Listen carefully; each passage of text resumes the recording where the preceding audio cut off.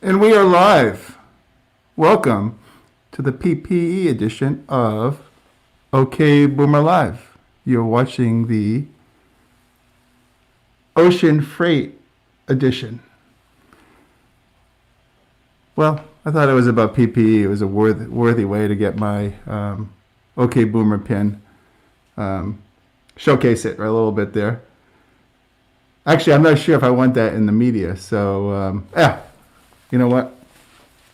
Hey, that's much better. I'm your host, Steve Ferreira, CEO of Ocean Audit. And my show is called OK Boomer Live because I'm a boomer working and living in a millennial and Gen X age. I love my life. I love my work. I have 17 of the Fortune 100 as my clients. I travel around the world virtually with my high definition camera and OK Boomer styled mic to make sure that I'm bringing my clients relief in terms of profits and recoveries of overpaid ocean freight. So my role at Ocean Audit. I'm the CEO, and I've been in the industry for over 30 years. And most of you know me out there, and I'm telling you, this is just gives me great satisfaction. This is one of the highest signups that we've had.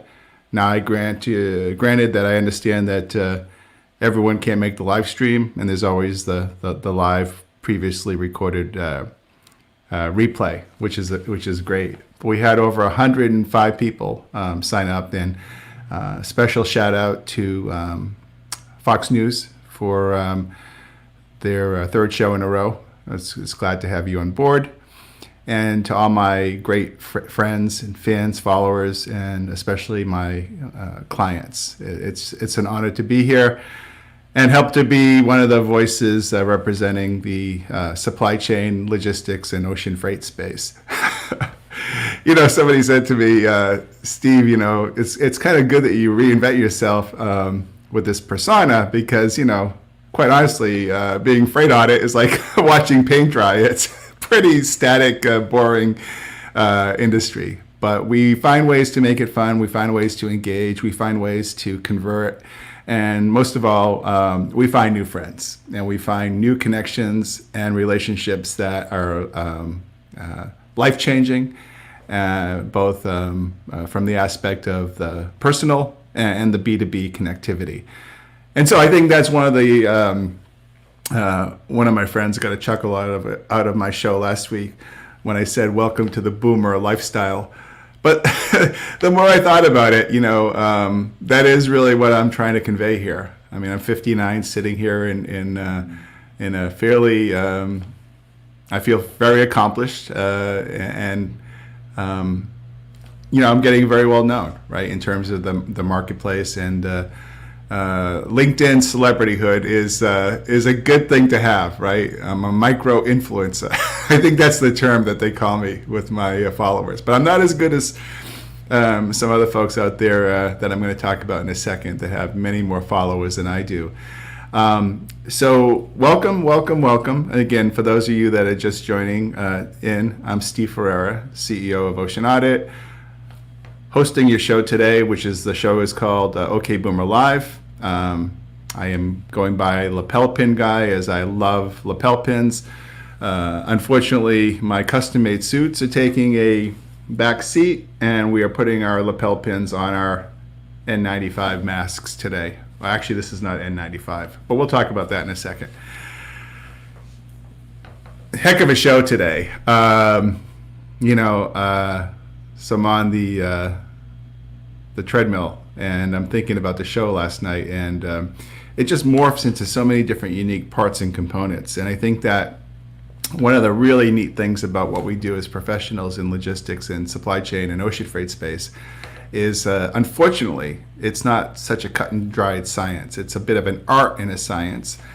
And I always try to convey that when I reach out to my clients and talk about the fact that what I do professionally is a bit of a hybrid between an art and a science, and what they receive from ocean vendors and the market and the demands of the market is a bit of an art and a science, right? Nobody really has a predictive crystal ball. I'm just making sure my audio is good. So nobody really has a good crystal ball on handling what the next Q3, Q4 volumes look like. And I started to think about PPE, personal protective equipment, and especially masks. That's the big thing here with my my little lead in here with my masks.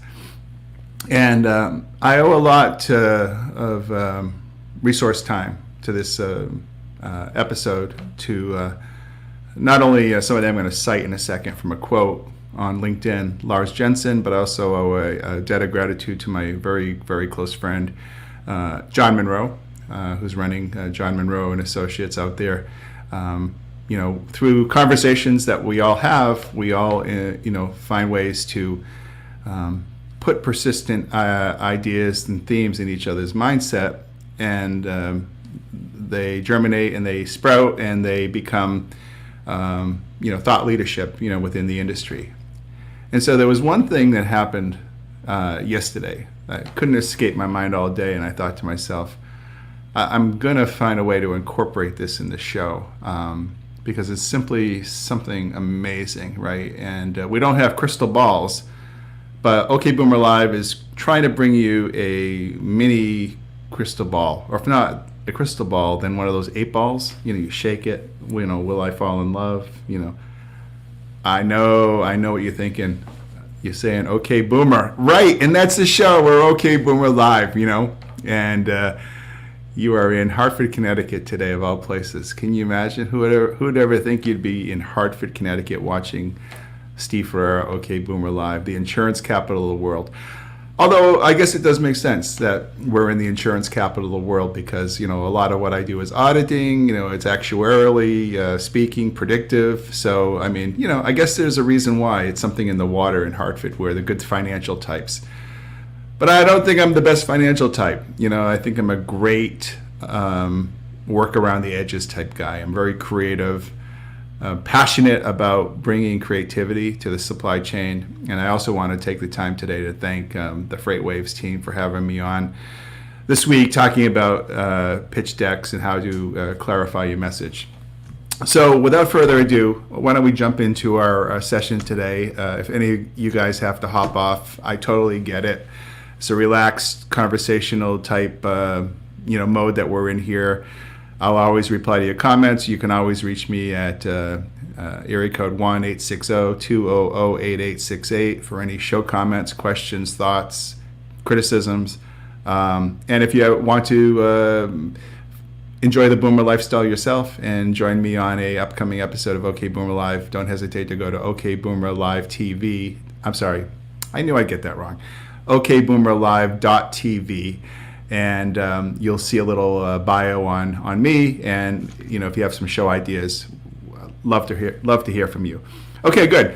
So without further ado, let's jump into the show, and I will take you through some scripted and unscripted moments that fit into the program at the last minute here. So the first thing I like to do is I would like to jump in and talk about the, I guess the best thing is to just kind of kick off and share the featured deck for today. PPE is the new green for the ocean freight industry.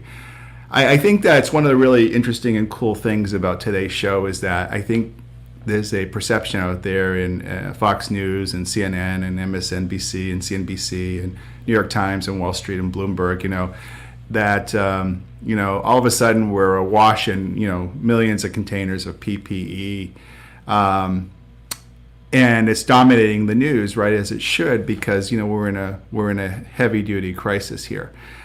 And the thing is that I took a really strong look at this whole industry, right, and I think what I found is a bit shocking, a bit provocative, and I think that the one thing I would like to put it as a disclaimer up front is that you'll have to remember I'm an ocean freight expert, and so everything that I'm going to talk about today does not take into consideration any PPE that has moved in the past or will be moving by air, right? Air cargo in the belly or in air freighters for use in the USA.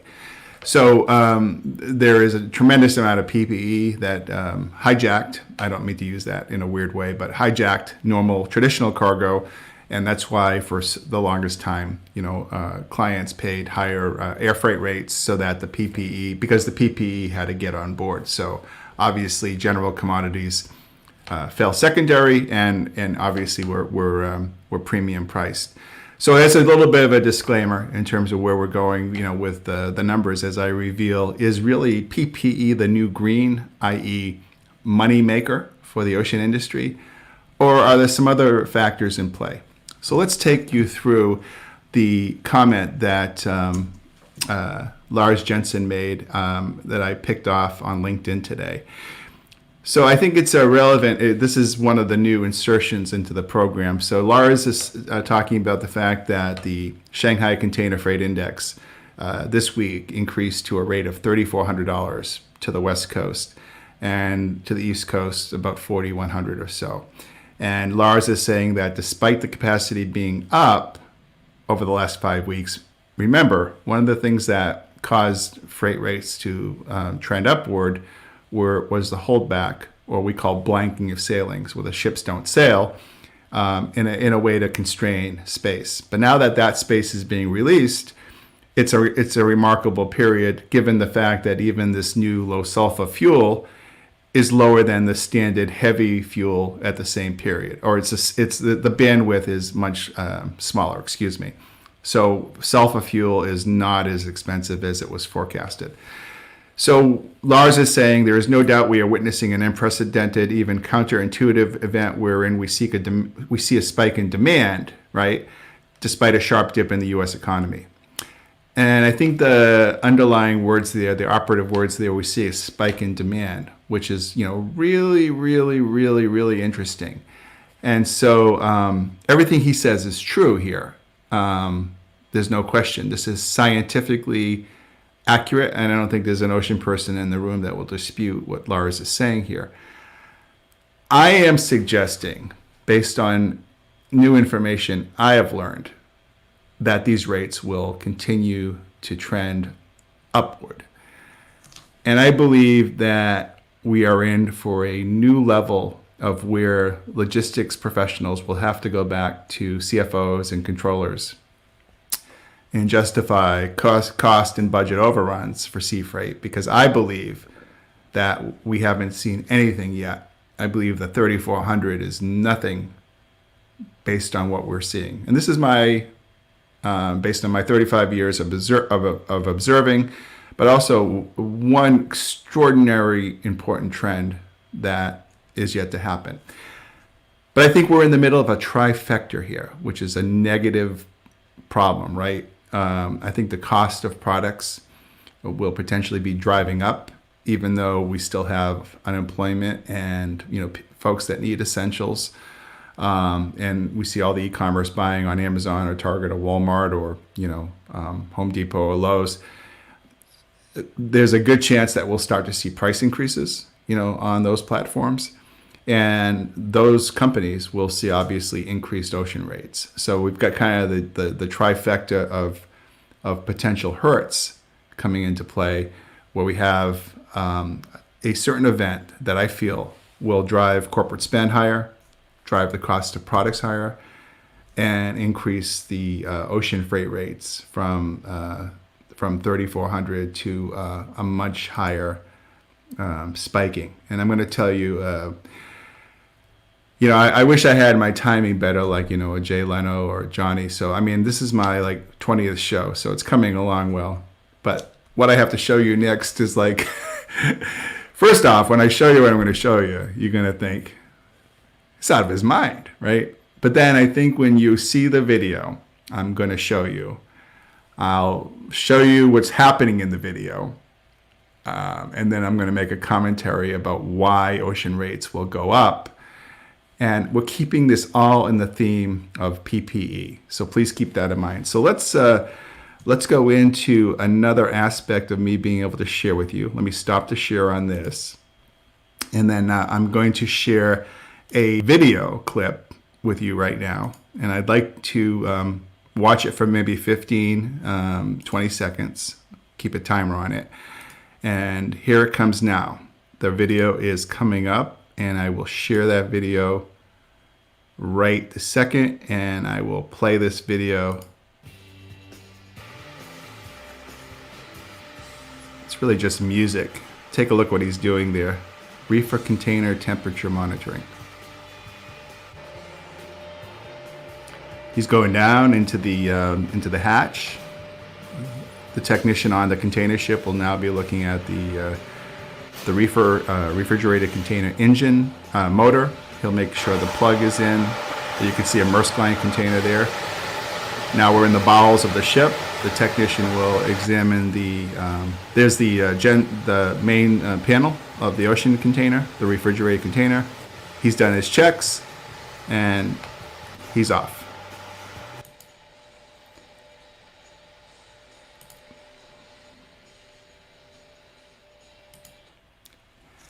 And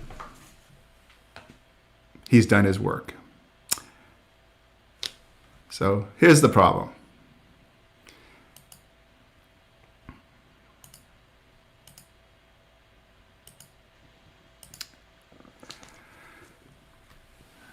The problem is as follows. This is a snapshot of just a vessel leasing company, where you have the name of the vessel on the left-hand side, the year it was built, the number of containers it holds, and the number of reefer plugs that the ship has. So you can see kind of going down the ships here, this first one for CMA, CGM has 11,000 containers and 700 plugs for the refrigerated containers. There are some ships that have more, but generally speaking, 5, 7, 800 plugs, meaning 5 to 700 reefer containers, is a pretty good litmus test on what you would see on a given vessel voyage. The problem is, in February, March, April of 2021, although we will see tremendous cold chain airlift of the vaccine, COVID-19 vaccine, to and from points globally, Europe to Africa, Europe to South America, Asia to US, wherever the vaccine is being produced. And a lot of that is obviously confidential in the flows of how that will come into play. But the problem is that the air freight cold chain will obviously experience the same rigors of price increases that it experienced with air freight during the peak of the crisis. But those ocean container slots, those reefer slots that are not being used, will be used most likely to move pipeline vaccines to and from the origin and destination pairings. So that means that on average, you could possibly have a loss of 500 to 600 spaces, assuming that right now each vessel is not fully profiled with the reefers running. So let's say that on a given vessel, there's space for 700 plugs, but only 200 of them are active. Seafood, other pharma type meds, chemicals that require refrigeration, even some footwear that needs to be refrigerated to keep the moisture count down on high-end footwear.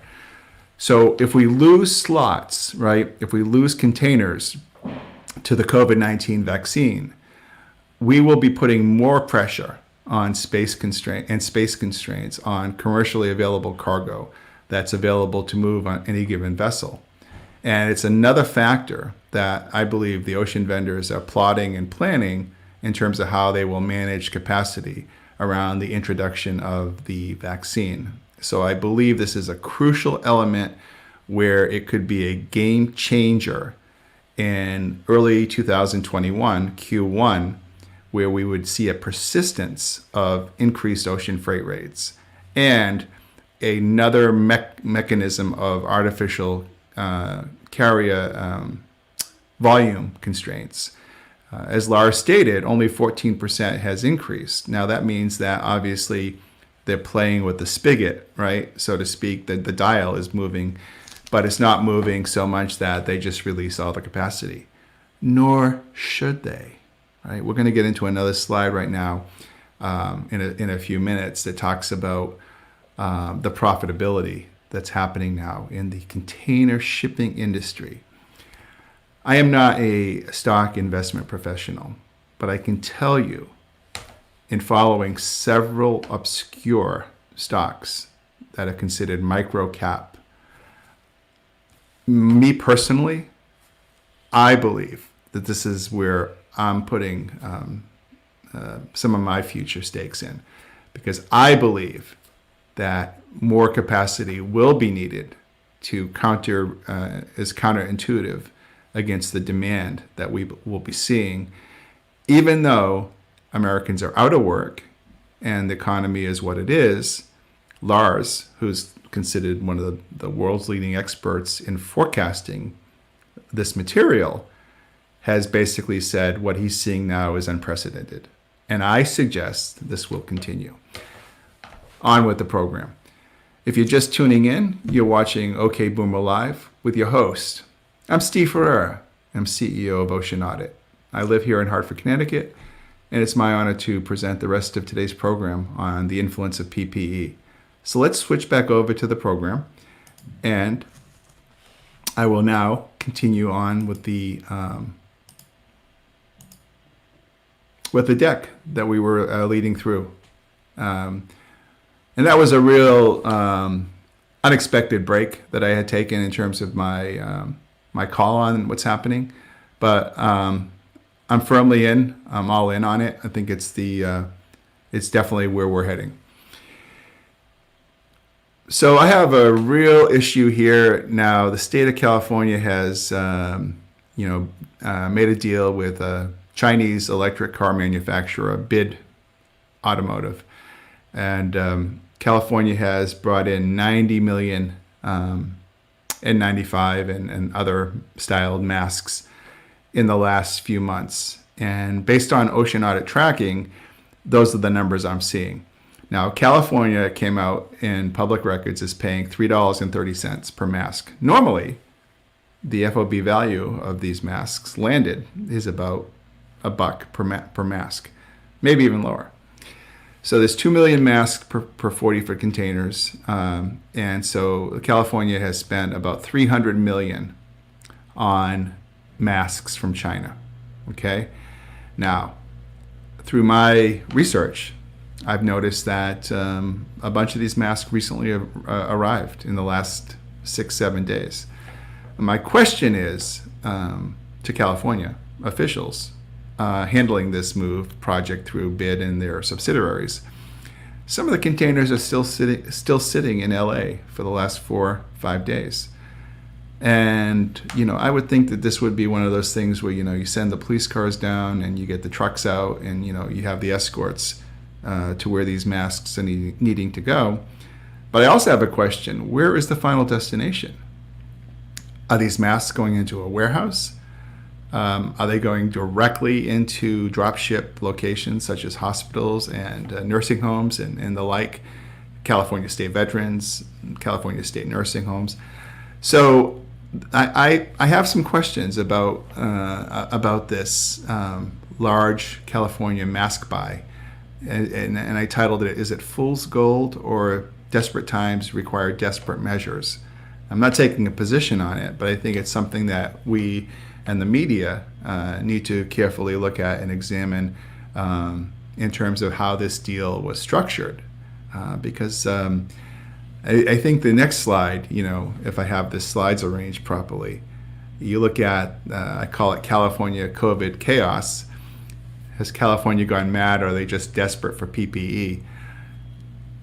I look at things a little funny, right? But on a pound for pound basis, the state of California is paying $230 per pound for the 95 masks. And top of the line Apple MacBook, pound for pound in a container, is $171. So masks are more important than a MacBook Pro.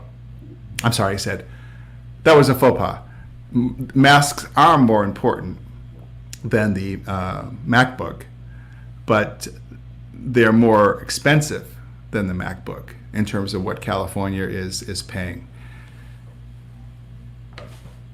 when I thought of this slide, this slide told me, this is kind of like what I like to do. I like to be on the expose side of it and say, hey, how did a deal like that get done? Because, a MacBook is, $2,500 per unit. And anyway, it's all based on my analysis of how many pounds fit in a container and so on and so forth. But it's kind of a weird way to look at it, but it's kind of a cool way to look at it too.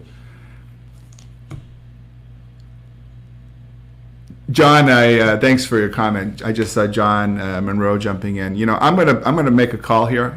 John asked about. I'll see if I can spotlight his comment here. I think he's got a really important comment to make here. And John's comment is, how high do I think rates can go? I'm going to make the call, and I'm going to say that I think they can go as high as 4,000 to the West Coast. It's definitely my thought on that. Okay, back into the program. Where am I here? Okay, so we're back in California COVID chaos. So it's a pretty high price, and I think my media friends would love to take a look at this. But my question is, and this is the thing, is PPE saving the industry? Oh no, not at all. If you look at, I decided to take a look at imports in July of August of 2019 and July, August of 2020. Now, imports that would arrive July and August means that they would have been shipped out of Asia in June, right? So I just wanted to kind of get a little bit of a look at it to be more, I have one friend online that always says, hey, Steve, you take a short-term look at it, you should look at the big picture. I think the big picture sometimes deflects from what you want to show because, you've got forward loading, you've got tariffs, you've got Chinese New Year's, you could make an exception for everything. So let's just call it what it is, let's just try to be transparent on the numbers. But, masks go way up, 14,000 TEUs in the last 2 months now versus 5,000 in the same period last year. So it's 14 billion masks versus 6 billion masks year over year, where we're in this period right now. Now, gloves is really interesting, right? Gloves, it's pretty flat. I mean, it just seemed like the movement was to mask up. And I guess it's because of all the publicity that John Monroe's been, I'm just kidding, John. That was a joke. It's masks are where it's at, right? I totally agree. The gloves didn't move an inch. They're really relatively the same period of specifications as last year. But the gloves really moved. The mask really moved. But not so much that it shapes the scope of the industry. So I really want the media to know, this is one of the most important takeaways of today's session, that we're talking a relatively narrow bandwidth of cargo, right? This is not anything to write home about or say that the reason why rates are increasing is that all the PPE has to get on board. I don't see it that way, and it's my humble opinion that the numbers just don't reflect that. I think that one of the things I was thinking about on this slide and then the next slide is if you take a look at the type of mask, and this is where maybe California may be not crazy, but California may be cool, right? Because if you look at the N95 masks that are coming in versus the non-N95, we have a difference of almost from 80 billion on the non-N95 type to about a billion, actually less than a billion, right, on the N95 variety. So, one of the things, just turn my modulation up a little bit. I love what this mic does to my voice. So one of the things about this is I call this marquee masked, or it could be unmasked. It was a tongue twister, right? I wanted to have a little fun with it. But maybe California is just for cornering the market with the Chinese automotive manufacturer BYD to move more propensity of the N95 masks. Now again, before I get any fan mail on this in the negative vernacular, that you hadn't done enough work to really boil down what those 80 billion masks are and the level of protection. That's true. But I have the ability to go into data and look at N95 specified or stamped masks, right? So I can only do what I can do, but I believe that the data is relevant in terms of the ratio differential that we're seeing on N95 styled masks versus non-N95 styled masks. So you have to ask the question, well, what the heck's going on? And I think that this slide encompasses some of the proprietary exclusivity that I'd like to bring to the show today. So when we look at China, for example, China volumes to the USA, again, comparing July and August last year with July and August this year, we're seeing a 10% uptick, very much in sync with everything Lars Jensen says, right? What I found remarkable, and what I think Fox will find remarkable, is that LCL, meaning small shipments, skyrocketing, right? Up 25%. It's remarkable.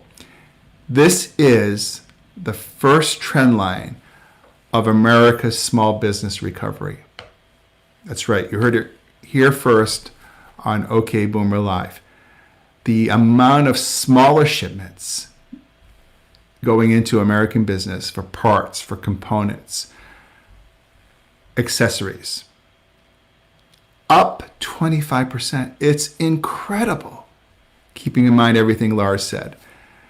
Now, the other issue I want to talk about here is that if American small business is recovering, the 5,000 or 6,000 NVOCCs, freight forwarders, steamship lines, they're having a field day, right? If you could invest and throw a dartboard at any of them that are publicly traded, I believe it will enhance your portfolio. But again, your mileage may vary. I'm just saying that in the sense when you look at the margins that are made on less than container load cargo, right? So here's how it works for those that are not in our industry. A freight forwarder or NVOCC goes out and buys a space, a container space on a ship for, let's say, $3,000.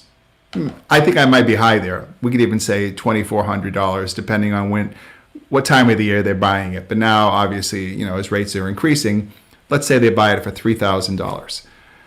So they can let's say they put in 60 different customers in that container. Each customer has 1 cubic meter or 35 cubic feet of cargo. I'm exaggerating a little bit, but I want you to see my point.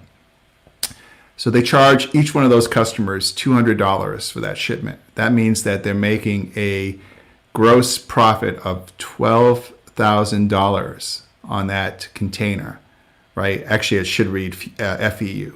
So TEU means 20-foot container, FEU means 40-foot, 40-foot equivalent unit, right? It's a 40-foot container.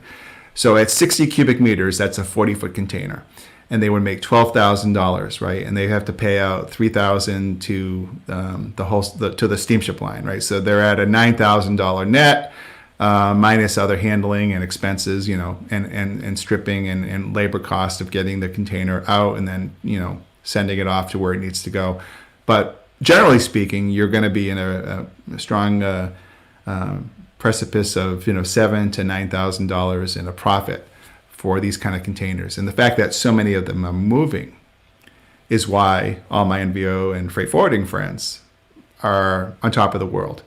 And again, as my friend John Monroe says, this may be potentially the best third quarter in the history of container shipping. The best ever. So, what does it mean? Well, it certainly means that the party might not last forever. We don't see steamship lines and freight forwarders hiring like crazy. And they don't have to. They're working from home. And the profits are up. And they don't have to travel.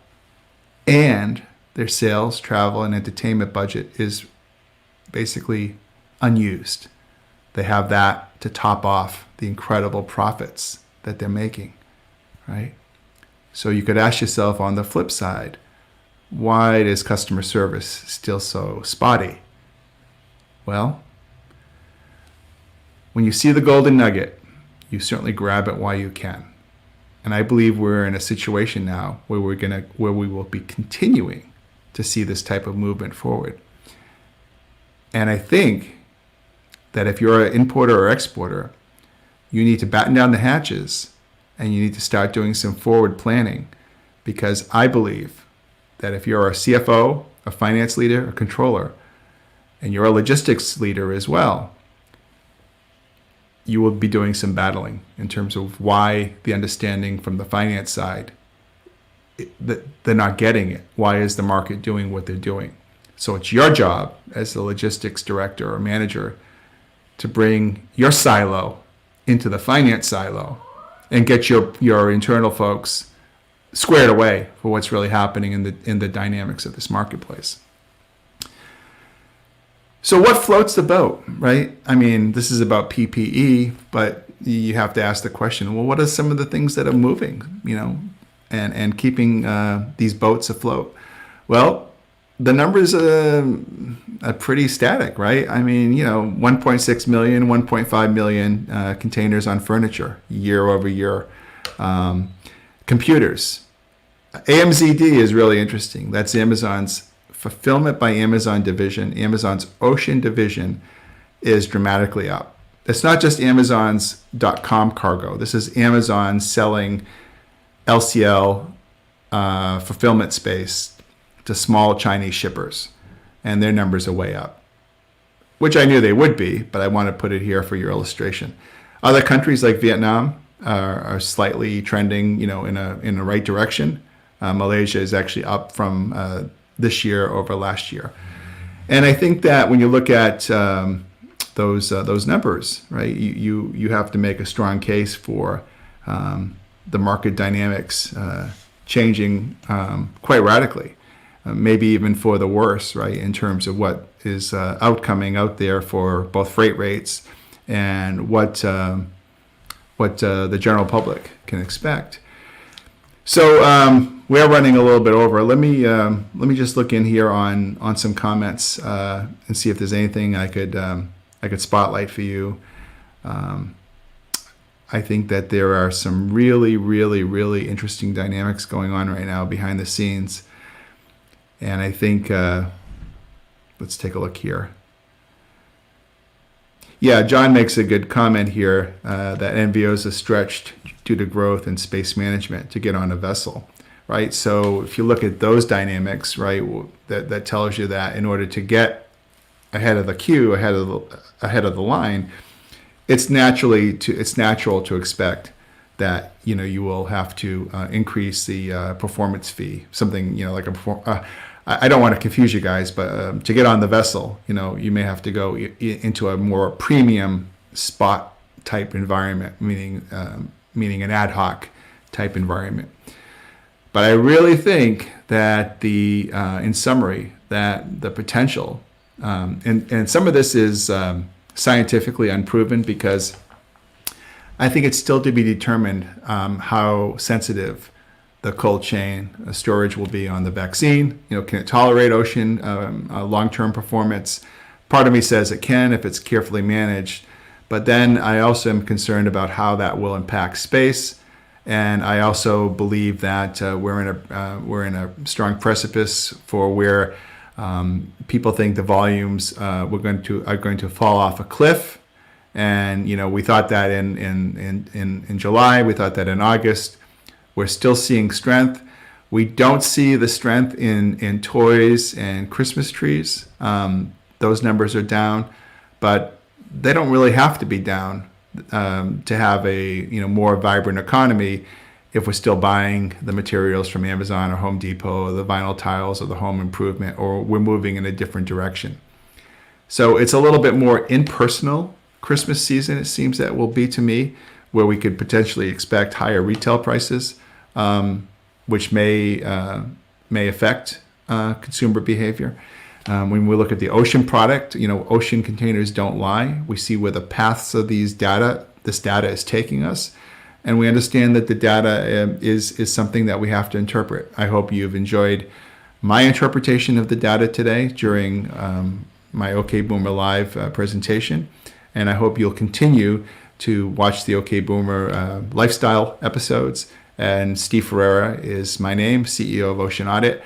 And as we conclude today's show, my thoughts are out to friends and colleagues around the world working hard to continue and get the supply chain in a recovery mode that is best situated for where you need to be, both profit-wise, product-wise, customer-wise, and relationship-wise. And I would love to continue a relationship with all of you. And for all my new friends and fans, please reach out. I'd love to hear your questions, comments, concerns, and criticisms. I'm Steve Ferreira, OK Boomer Live, lapel pin guy, signing off for today. Wishing you all a terrific weekend. I love you all, and I'll talk to you very soon. So from Hartford, Connecticut, we're signing off for today.